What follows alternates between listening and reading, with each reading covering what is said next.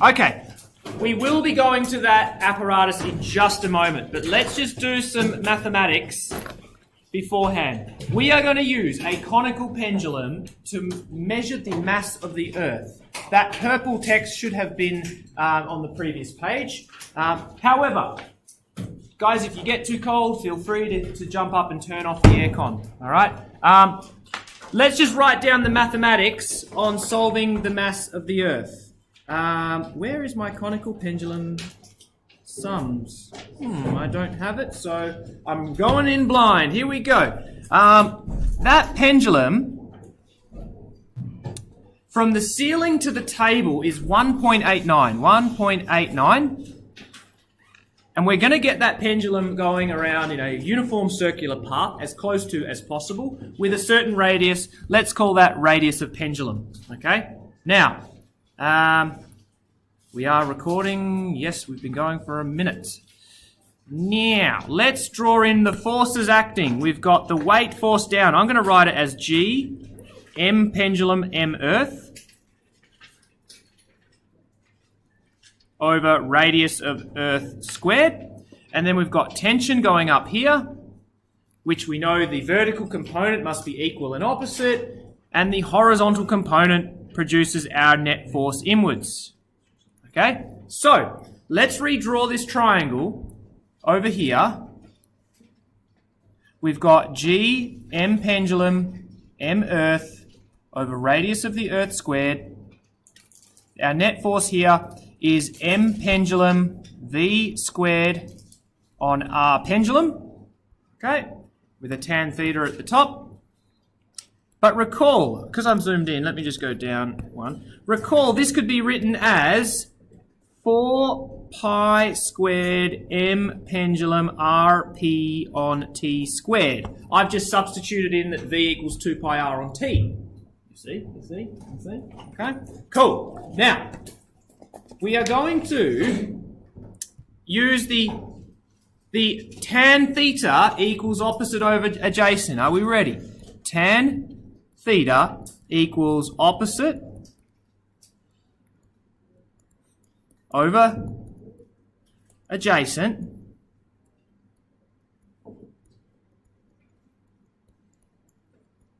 Okay. Now we've got here an A on B over C over D gives a AD on BC, I think. But let's cancel a few things.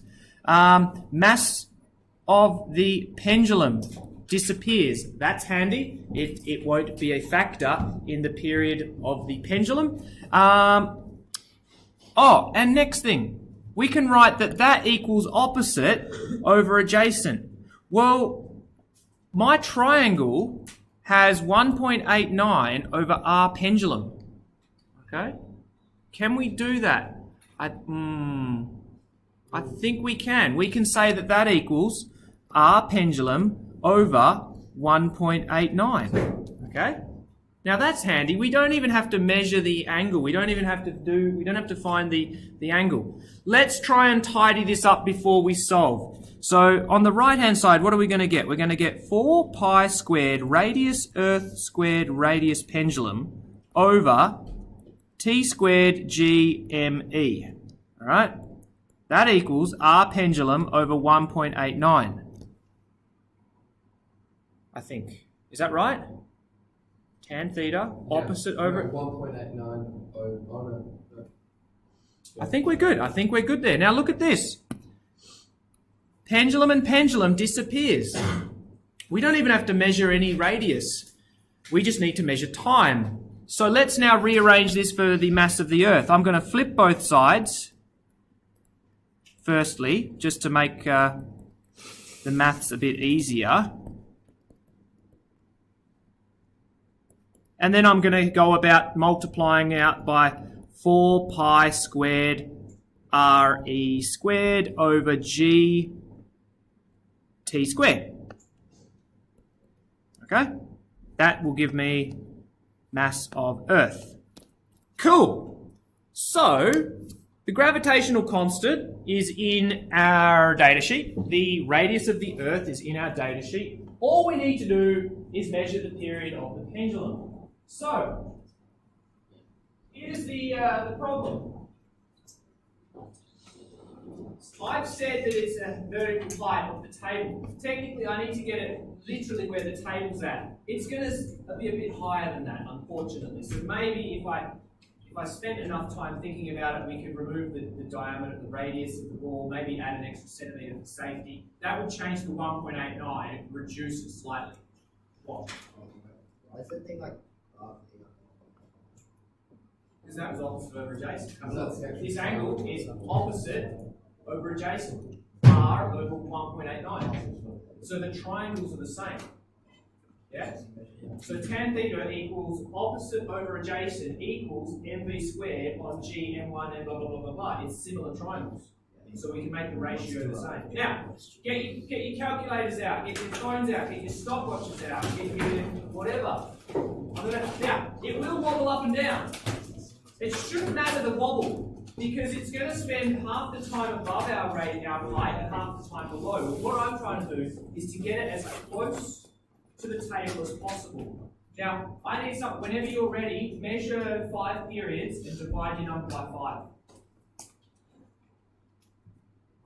5 periods and measure by 5 and hurry up because it's about to skim. It's nearly skimming. Alright, got it. Alright, we've got to stop now. So if you've got 5, divide by 5. Oh, that was crap. 2.2, 2.8, 2.7, 2.8-ish. We are a certain radius from an Earth, and so this pendulum of 1.89 should have a common period. 2 point something. Right, this is a little bit too high, so we might need to just wait a bit. Remember, if we're 1.8 centimeters too high, then our value will be 1.1%. It'll be 1% too big.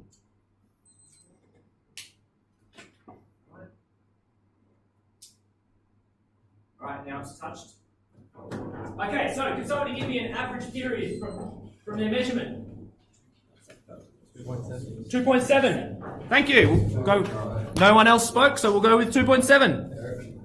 All right, so plug it in. 1.8, 9, 4 pi squared, 6.3. Please stop talking. What is it? 6. What's our constant? 6.67. 10 to the negative 11. 2.7 squared to 2 sig fig. Yeah? All right, now. Once you've written that down, gentlemen, I haven't done this calculation, so I'm going to ask you to do the same. While you're doing that, I'm going to get the accepted mass of the Earth from our data sheet.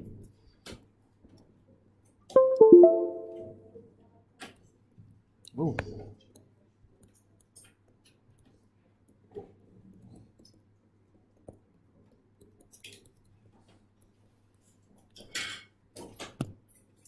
Okay. Louis, have you been displaced? No. What do we get? We're going to get a number close, I reckon. The other class underestimated time and overestimated mass. 6.2 Time. All right. That's not too bad. I'll tell you, you are closer than the other class. Let's just quickly check. Our percentage error is going to be measured minus accepted over accepted times 100. There's a common order of magnitude amongst both values, so I'm just going to ignore the times 10 to the 24. And we'll get what? 10% above? No. 5%? No. I'm bad at maths. 10%? No. 4%. Plus 4.2%. That's not too bad. We can get better. So, cut now to Mr. Murray spare time. I've made another tutorial. Well, that ain't it. That's just the pendulum moving around. I came in yesterday and filmed the pendulum, and I analysed it using Logger Pro. So, if I go to my vids, I've since uploaded this tutorial to, you know, the useful websites tab on your OneNote that has useful Mr. Murray's Tutorials. Here it is. I hope I've muted this because you don't need to hear me. All right. Now, Okay, gentlemen, what I did is so I entered this into this is a little Pro. video. I need to set the scale also, and then I set so up the I'm going to scale of that highlight my meter meter rule. Now, that ruler meter as best I ruler can. is This will be the smack bang main in line source of line error of sight of camera. in this video, Pendulum's is getting plane it to is exactly smack 1 bang in meter, line with the line and then of I'm sight going to of start camera. Where tracking. the So pendulum would hang in there is my equilibrium burr, point is smack bang in and the remember middle every of the time ruler. I'm it setting that advances it equals the 1 extra meter. frame. Now this Oh, no, I'm it's going to take a following while, the motion. So so I'm tracking the motion I will of the inform pendulum you that it is for 2 complete full revolutions. revolutions. Now Please you might don't notice crash. in the background the wide displacement doesn't really Oh, move. It may gosh, wobble please up don't and down crash. slightly, okay? But what we're going to see is it's going to make a lovely sinusoidal path, 2 sine waves. Okay? Now, I you am can rushing watch it, this and in it's not gonna 6 look minutes. You can rush home very tonight pretty or at lunch and watch it in its entirety. data, However, Logger Pro and go software analyze will try and curve do a fits, mathematical equation. and we want to Analyze get a all the sine different types of curve. equations. I want to So get down here, curve sine, there we in the are, form A try and sine fit omega t plus correlation C. 0.989, which is pretty A darn good. is the There is our midpoint curve here. fit. A is the amplitude of our wave. The amplitude of the wave, that's the radius of curvature of the pendulum. So if I wanted the radius, we could find out that it's actually 0.623. But it turns out in our equation that the radius of the pendulum cancelled out. We didn't need that to measure the mass of our Earth. Next, the B value, or omega t, omega is the angular frequency, and omega, follow my lead here, omega equals 2 pi f. Therefore, the frequency is omega over 2 pi, and since the period is the inverse of the frequency, the period is 2 pi over omega. So from that value b, 2.313, the period is 2 pi over 2.313. So we've just gotten the period of the pendulum without actually measuring it with a stopwatch. We've let the software has done all of the tracking for us and said that this sine has a period of 2 pi over blah, blah, blah. So, would you mind finding out for me 2 pi over omega, which is 2 pi over 2.313? 2.716. Now, whoever picked 2.7, well done. You were pretty accurate, but not precise. So, you can check for your own benefit, but I've done the maths. When you plug it into the equation up there, instead of 2.71, we're going to add a slightly higher number and square it, which will give a slightly lower number because t squared is on the denominator. You get the mass of the Earth as 6.15 times 10 to the 24 kg. That is roughly 3% above accepted. Okay, so try, in your own time, you can throw in that time, and our values were still over. The reason, I think, is we're telling the equation that the vertical height of my pendulum was 1.89. When we did it, it was probably 1.87. Have a think. If I could go back in and calibrate, maybe raise, if I tracked it and set my scale to the table, the data might actually tell us that those dots were maybe 2 centimeters above the table. This now becomes 1.87. If I reduce that number by, that it's going to get us closer to the accepted. So I believe we are overestimating because the height was not 1.89, it was less. So our mass calculated should be less. Okay, I hope you had as much fun as I did. Now you look at all this maths over here and you go, wow, that looks really exciting and smart and fancy. But it's no different to me going, hey guys, I've got a 1 kilo mass. I'm going to place this 1 kilo mass on a scale and it's going to read 9.8. And I'm going to say that equals G M mass M Earth over r Earth squared. All right? And you could go to your calculators and you rearrange that equation for the mass of Earth and you go, oh my God, it's 5.97. Right? All we've done is we've kicked it up a notch by getting it to spin. Remember, Newton said that, and it was Cavendish 100 years later who was able to determine the gravitational constant, and he was famously heard saying, I have weighed the mass of the Earth. Okay? So it wasn't until he figured out that G constant that we could now do this value and confirm the mass of the Earth. Can we please go back to our satellite pages? Now, here we go. Gentlemen, remember do you remember how saddened I was? Yes, we all remember. I managed to get this going for the other class when we did Kepler's third law.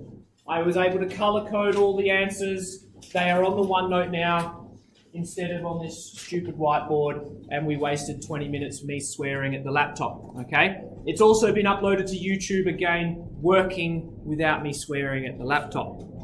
Please recall, quick rehash, gentlemen. You must derive Kepler's third law. It will be in a test and an exam. It will be worth 5 marks, 2 marks for derivation, 3 marks for simple plugging in the values and solving. The reason they've done that is if a kid cannot derive it, then instantly they are losing 5 marks. If a kid can't derive it, put it in the data sheet, they can still get 3 marks because they've just grabbed it from the data sheet.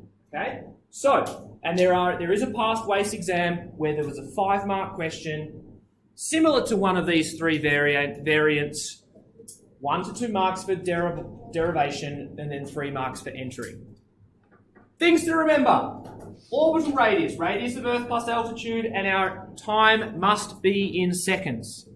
So, could we please now get to this page? Now guys, I need you to be paying attention because this is getting tricky. It's getting we've got to think spatially, and I'm going to try and use my words properly. Now, follow my logic here. Where the ISS is, 400 kilometers above the surface of the Earth, it goes around once every 90 minutes. Kepler said that if we increased r, then t would go up. Not proportionally, but r cubed on t squared. If we increase r, then t squared will be to the power of 2/3 increase. That's the proportionality. So, and then we take it further away. Imagine we put our satellite further out. It goes slower. All right? Sorry, it goes slower. It goes slower and it takes longer to go around the Earth. There will be some point where the period will equal 86,400 seconds. That is how many seconds there are in exactly 1 day. That is how long it takes the Earth to rotate about its axis. Okay? Now, if the satellite travels around the Earth at the same time that it takes the Earth to rotate, then it will always be locked in on an angle of longitude. So let's just get our bearings. Let's just get our bearings. We are at 0 degrees longitude is Greenwich. Oh, that should be a straight line down through England. London, Greenwich. I have pressed erase, but nothing is happening. Oh, come on, you Oh my God. What is it doing? No, don't do this to me now. No. Oh, for God's sake. What happens, I think, when the PDF is a bit big? It takes What, Brendan? much longer. Oh, is this a job? Come on, please behave. Please behave. In computer science and boys, there's going to be a complex diagram. All right, guys, I want this to be the good lesson that goes on YouTube, so it's because I made that stupid joke, wasn't it? This is at 0 degrees longitude.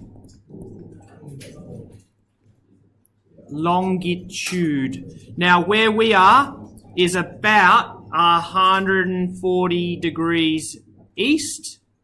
Okay? Whoever decided, they said that way's east, The 0 is where we are in Mother England, and so you have the Near East, the Middle East, and then the Far East. Okay, does that make sense now if you didn't already know? And then some people got on a boat and went west, and they became Westerners. And most people from the Middle East don't like the people that are Westerners. Okay? What if they just kept going east? Then they would, well, it's like Snake 2 on the Nokia 3315, where you go through the left wall and you appear at the right wall. Yeah, I don't know. Just There's a spot where it's hold on. Oh no, see, I made a stupid joke and now it's... All right, so next, we need to slice our map along an angle of latitude. So we'll take the equator, which is a straight red line, and we're going to call that 0 degrees latitude. And then we have 90 degrees north of that and 90 degrees south of that. Okay? I'm going to try again, straight line, equator. Right. So, longitude with an E and latitude with a double T and also with an E. Now, gentlemen, I'm going to place my satellite at a certain radius of, or I think it is, radius of Earth and altitude. So remember our altitude, radius of Earth gives radius of orbit. I'm going to place my satellite here such that it goes around in 86,400 seconds. So we're going to set T equal to 24 hours. 8760 seconds, sir. What? 8760. No. No. No. You got too many seconds in your day, buddy. No. Now, I'm going to tilt this at an angle theta equals 45 degrees. Now, my frame of reference is somebody standing off to the side looking at the Earth. And so we're going to take our angle, this is called the angle of inclination. Okay, so our satellite has an inclination of 45 degrees. Now, again, from the perspective of an outside observer, our force at this point has a downwards component. Well, it's not a downwards component, it's a south-facing component. What that means is, and this is the best way to describe it, ready? Here's Mr. Murray. Mr. Murray is the Earth. Here is my fist. That is the satellite. At the moment, we are over here, okay, above the Pacific Ocean. For half of my revolution, I'm going to be in the northern hemisphere, and then so for 6 hours, 12 hours. 12 hours later, I'm at the same distance, but I'm 45 degrees below the equator in the southern hemisphere. Then another 6 hours across the equator, another 6 hours, I'm back where I started. So if I do one revolution, I'm going to do that. Okay? If we track on the longitude, I'm always above. Remember, this is a static image, but my fist was always in front of my face. All right, so it always stayed on the same line of longitude. Now, in this diagram, I seem to have my satellite sort of somewhere over the Pacific. All right, I'm at the side of the globe, and Australia is facing out. So I reckon in my diagram, my satellite is sort of somewhere on the far left of the map, probably in the Pacific, and it's about probably there, okay? So, if it's 24 hours to get back to where it started, as I said, it's going to take 6 hours to get to there, and then another 6 hours to get to there, and then it's going to suddenly change direction and track back up in 24 hours. Okay? It's a very strange... If you saw this satellite, if you're standing somewhere, well, you're in the ocean, and you're on a boat in the middle of the Pacific, and you look up, you see this satellite. It's tracking south. Oh, see you later, satellite. Bye-bye. And then 12 hours later, oh, look, it's that satellite coming back again in the opposite direction. Now it's tracking north. If you were right here at 45 degrees north, there in a boat, you would see this satellite slowly move up above you, suddenly stop, and then change direction and travel away from you. what the hell's going on there? We can't see it. Turns out it's actually a really, really far away distance, so we wouldn't be able to see it with our eyes, but with telescopes, these satellites would suddenly appear to stop and then change direction. Very strange. Okay? Stranger things happening. Now, could we please go to the very bottom? Let's go to polar synchronous, which is this diagram here, which really should have been the next one, but hey, let's go to here.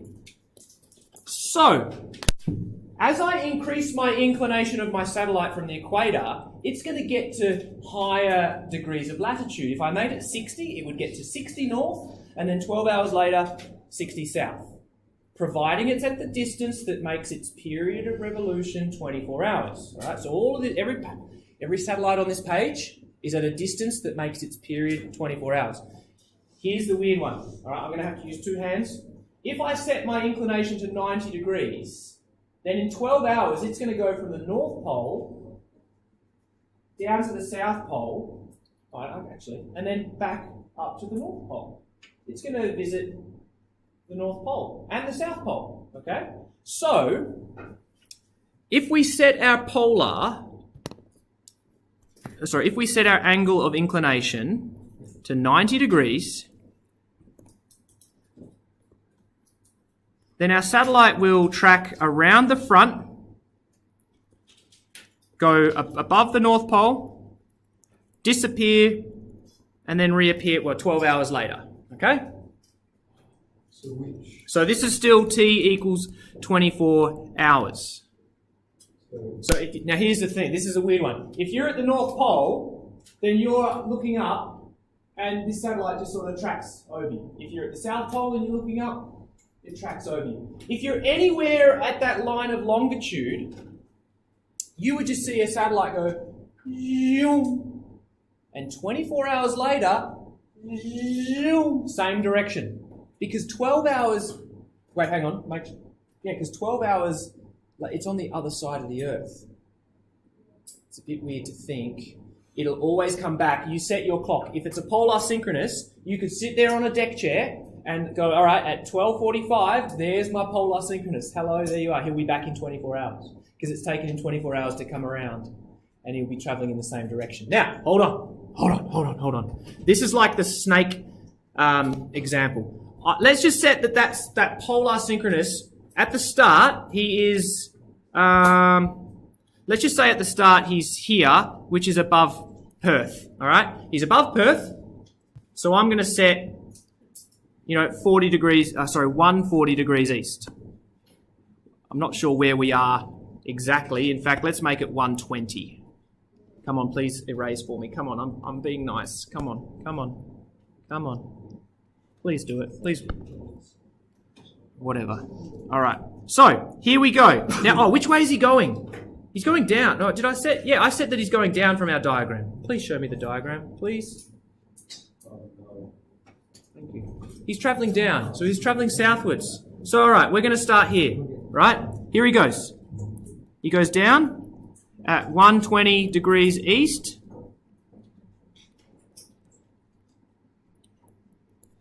Now, what he's going to do, he's going to appear at 70 degrees west.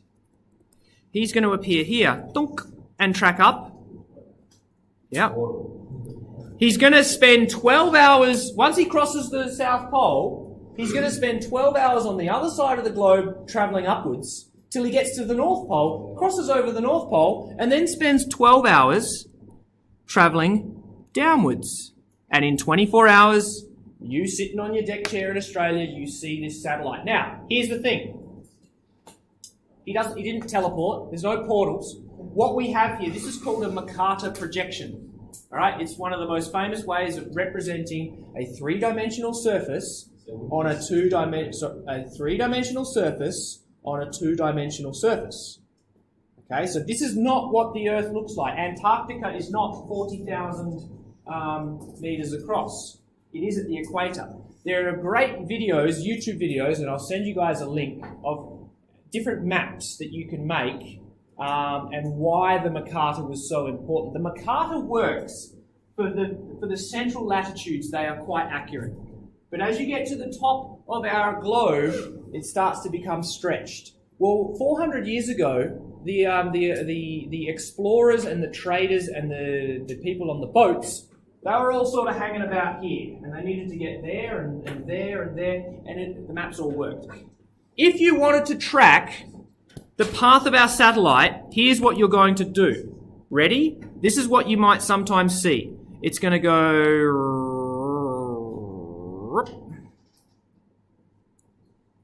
All right? And then it's going to go like that. Okay? But the actual horizontal line set as be like that. Well, At no point is it actually going horizontal. here's at no point is my satellite making a right angle. It's not getting to Antarctica and then making a right angle for half of the circumference and then making another right angle. This is just the issue that you get these weird curves as you approach the edge of your Mercator projection. I want you to watch the YouTube video. I'm going to send it to you at lunch. Now, before we go to the next one, if I brought my satellite closer to the Earth, it travels faster. Kepler said that if you reduce R, you reduce T. So let's move my satellite in so that instead of taking 24 hours, it takes 23. It's 1 hour ahead, okay? So if it's 1 hour ahead, then 1 hour of rotation, which is 15 degrees, is about 15 on 360 times 40,000. It's about 1,000 kilometres. All right, you sometimes see these on globes, time zones. It makes sense. Time zones, an hour, we're 3 hours. It's about 1,000 kilometres. I'm just going to put in my fast satellite in blue. So if I was a fast satellite, right, when he goes around, when he gets to here, he's an hour ahead. The Earth hasn't yet, he's half an hour ahead. The Earth hasn't gotten there yet, and he's in advance. And then when he gets to here, he's plus 1 hour. Have I done it the right way? He's an hour ahead of time. The Earth hasn't rotated to that point yet. And so this is not a geosynchronous, okay? I've advanced my satellite forwards in a westerly direction by 1 hour. So in 24 hours, when we get there, the satellite is, well, it's not there, the satellite will be down here, so the satellite has tracked forwards on our longitude. If we follow this out, let's go to the next day. Let's change it to yellow, right? So now every time you're going to advance by an hour. And they actually make this sometime for satellites. If they want to track all of the Earth, right? And you've got a camera that might be taking weather conditions or what are the Russians up to, what's happening here in the center of Afghanistan, right? And then when you get to the other side of the globe, you throw your photos back down to NASA or FBI or CIA, all right? In 24 hours, it would have traveled one extra loop around the Earth and you're back to where you started. So you can do it 6 hours. If it was 6 hours in advance, in 4 days, you're back to where you started. If you're 12 hours in advance, 2 days, you're back to where you started. Okay? You will often see in like NASA and SpaceX, they've got the big control command center with all the big screens up on the walls, huge screens. Sometimes they show the satellite ground tracking. Or in movies like Mission Impossible and spy agencies and the FBI, sometimes you see these ground tracking curves. Do you recognize those ground tracking curves? Yes. All right. Well, that's showing you the path that the satellite takes when it's directly above the Earth. All right. So ground tracking meaning that's the path that it's directly above. But for this page, we are geosynchronous. So I'm just going to remove. I'm going to remove the whole damn thing. I just want to put in what it would look like. Oh, come on, please. Why are you doing this to me? Does that mean the actual orbit time of non-geosynchronous things is Greater or less? Yeah, greater or less. Greater or less? So if it was 23 hours, that would lead to the Westwards, yep. And that's 25. Then think the Earth spins faster, and then when the satellite gets there, the Earth has moved an extra 1,000 kilometers. In terms of that, it'd be to the right. Like Yes. receiving or something. Correct. Okay. Now, all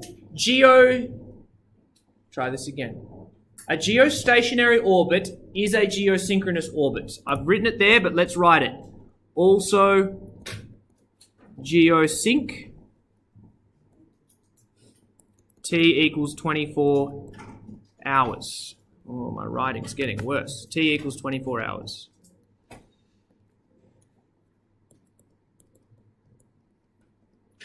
So all geostationaries are geosynchronous, but not all geosynchronouses are geostationary. A geosynchronous is where your inclination is 0 degrees. It does not wander up into the northern hemisphere, and it does not wander down into the southern hemisphere. It stays on the equator. It can only occur at the equator.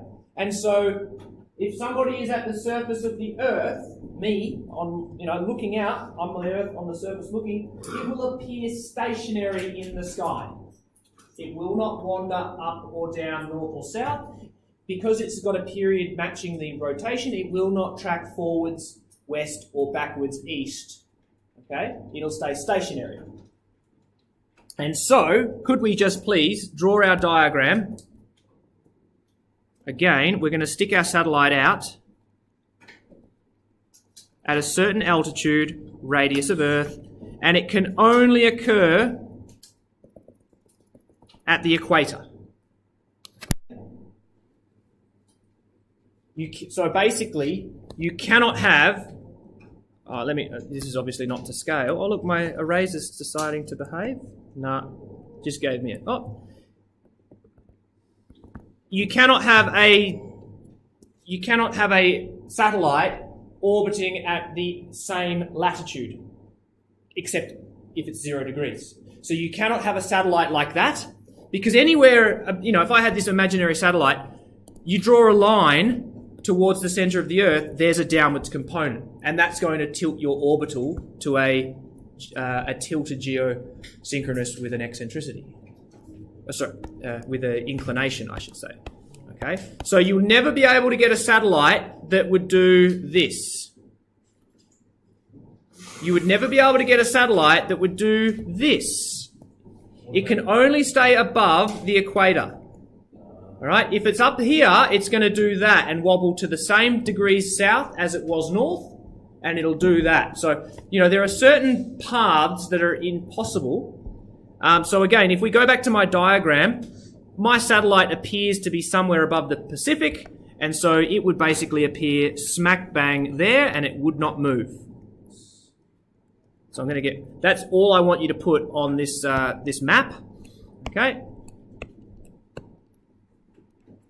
And obviously, we're going to put 0 degrees at the equator. Okay? Now, but how high above the Earth do we need to be? I'm glad that you asked that question. How many Earth radii do we need to be so that we can be geostationary? Okay? So, we're going to set T equal to 24 by 60 by 60. That's 86,400 seconds. I remember that number. Please do not remember it. You have to show you're working out, all right? So you write everything down. We'll go T squared on R cubed. No, we won't. We'll go R cubed. Let's solve for R. I'm just going to flip. Remember, it doesn't matter which way you write Kepler's law. I just remember that the squareds are all on the same level. And then we'll times both sides by T squared, and then we'll take the cubed root to get to R. Okay, so please, you can write that equation down, rearranging from the original. So I'll throw everything in. 6.67, 10 to the negative 11, 5.97, 10 to the 24, 86,400 squared over 4 pi squared. And you get 42.2 times 10 to the 6 meters. Now, I've left it in the order of 10 to the 6 for an important reason, because I said how many multiples of the Earth radius. So if I divided that by one Earth radius, okay, that's how many meters we have per Earth radius. Then a cancely, and an inverse of a 1 on R gives 6.6 Earth radiuses. So it must be orbiting at a distance of 6.6 Earth radii from the center of the Earth. Now recall that the radius of orbit is the radius of the Earth plus the altitude, and so the altitude is therefore going to be the radius of orbit, 6.6, minus 1 RE. The altitude is 5.6 Earth radiuses above surface. Okay? So, on my diagram here, if that's 1 RE, then I need a pen or a pencil or something that might have the same width as... Oh, this eraser is perfect. That's 1 RE, that's 2 RE, that's 3 RE, 4 RE, 5 RE, 5.6. Put your satellite there. Okay?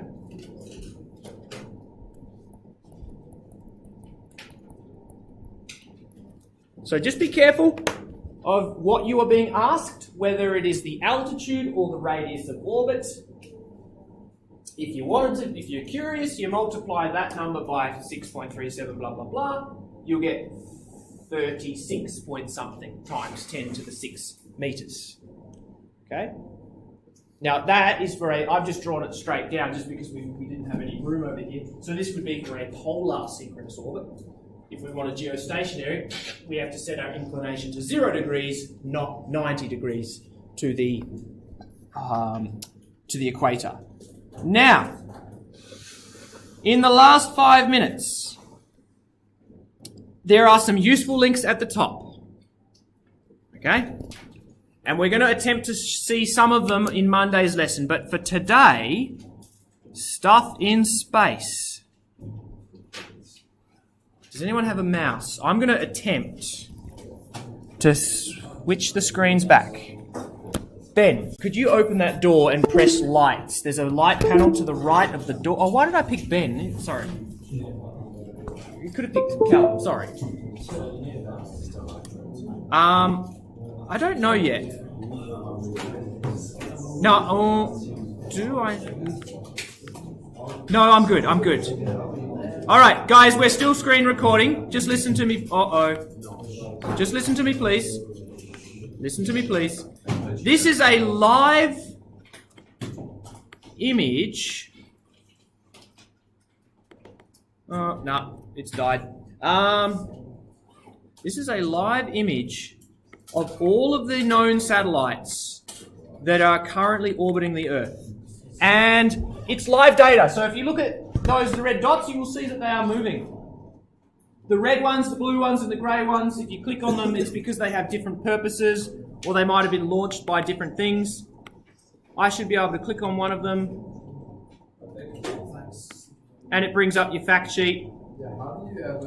Apogee and perigee, inclination 70, 97, altitude, velocity, period. Okay? So how do satellites never fly? Because they're really, really far apart. Now, what I want to do... Guys, I'm screen capturing, please. I don't want your commentary. I'm sorry. Now, these are all low Earth orbits. Okay?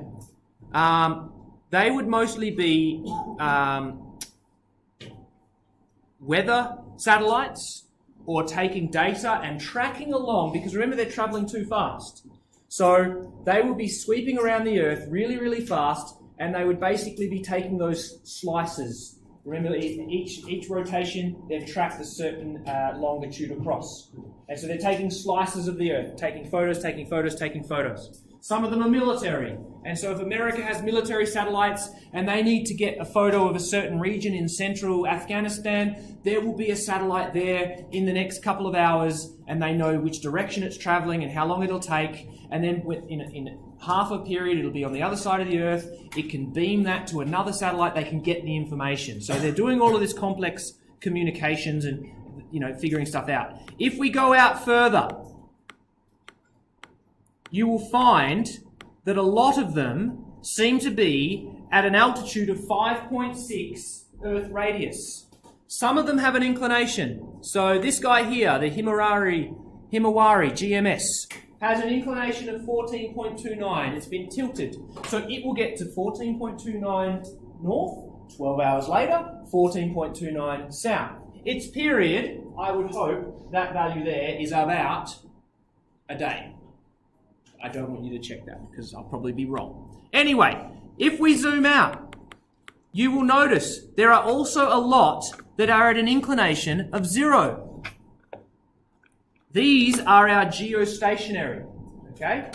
What these ones are, they are our communications satellites.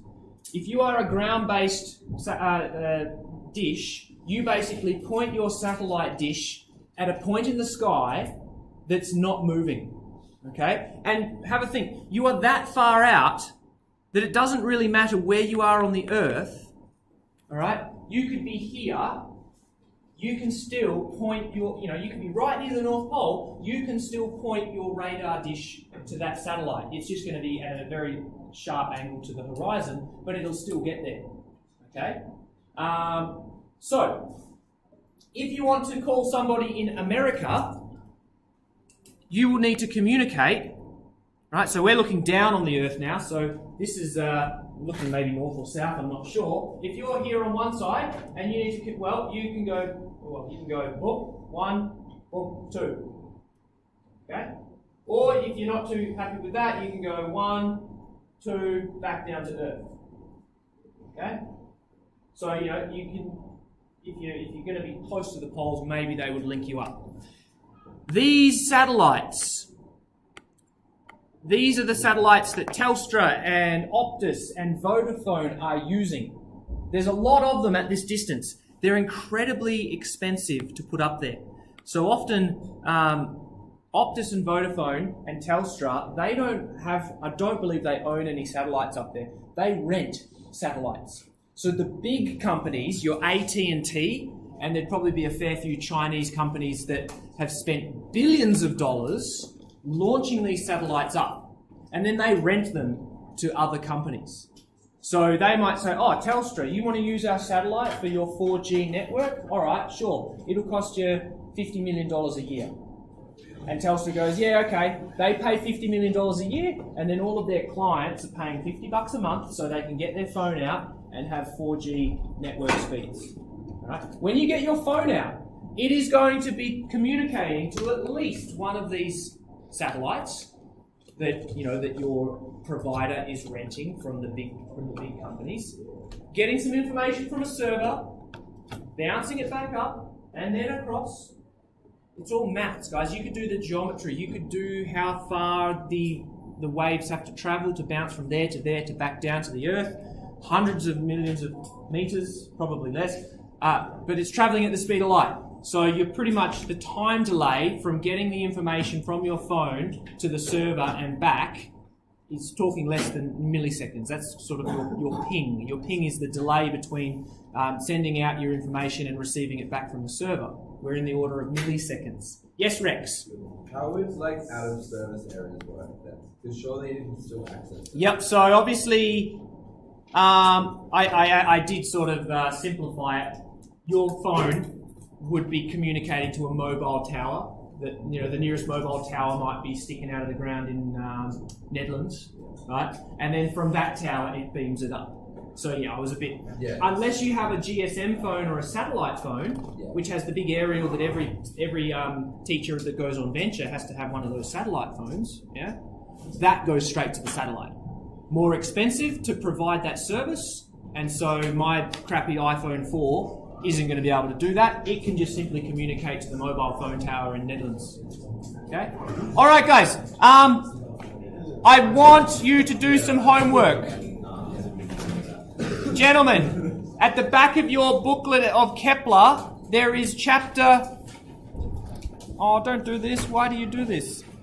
Chapter 2 point something. Help me out here. I don't know. 2.7. Yes. Oh, and I was also going to check your homework.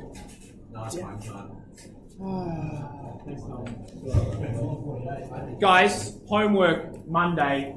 You've already done your 1.1 gravity questions. Now, I want you to do your 2.7. As you might notice, it is on Kepler's third law. Okay?